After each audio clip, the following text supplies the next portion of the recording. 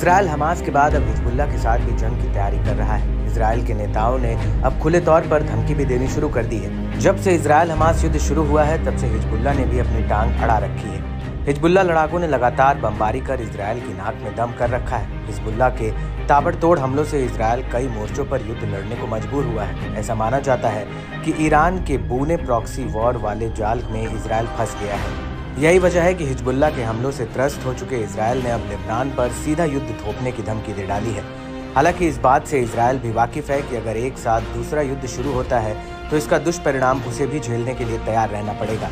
दरअसल पिछले 9 महीने से ज्यादा समय से चली आ रही गाजा की जंग खत्म नहीं हो रही है। इजरायल अब तक हमास का खात्मा नहीं कर पाया। अगर दूसरे छोर पर भी जंग शुरू होती है तो इसके बुरे नतीजे भुगतने पड़ सकते हैं। खास बात है कि हमास और हिजबुल्लाह को ईरान का समर्थन मिला हुआ है।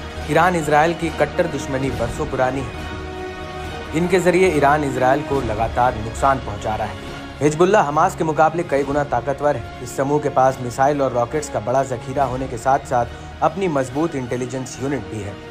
हिजबुल्लाह की ताकत का अंदाजा इस बात से लगाया जा सकता है कि उसे कई अरब देशों को एक साथ हराने वाले इजरायल को 2006 की जंग में अकेले ही बुरी तरह हरा दिया था। हिजबुल्लाह ने अपनी ताकत को लगातार बढ़ाया है। 2006 में इजरायल को हराने के बाद लेबनान की जनता के बीच उसकी अहमियत बढ़ी है। हिजबुल्लाह महज मिलिशिया ग्रुप ना रहकर अब लेबनान का बड़ा पॉलिटिकल ग्रुप भी है। लेबनान की नीतियों में अपना दखल रखता है।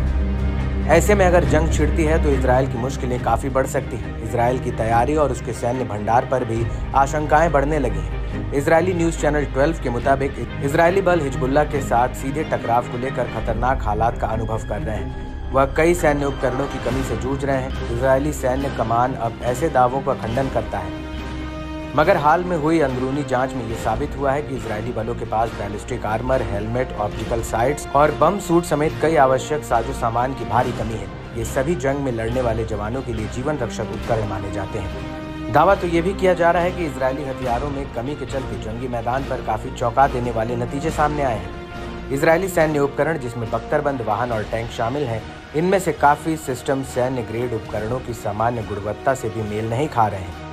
इजरायली अखबार मारीफ की रिपोर्ट में इजरायली बख्तरबंद बलों को हुए नुकसान के बारे में डरावना आंकड़ा जारी किया है। 7 अक्टूबर 2023 से अलग अलग प्रकार के 500 बख्तरबंद वाहनों को नुकसान हुआ है। ऐसे में हिजबुल्लाह की सटीक गाइडेड युद्ध सामग्री, टैंक रोधी मिसाइलों की लंबी सीरीज और उन्नत लड़ाकों की इंजीनियरिंग क्षमता इजरायल के लिए बड़ा खतरा बन सकती है।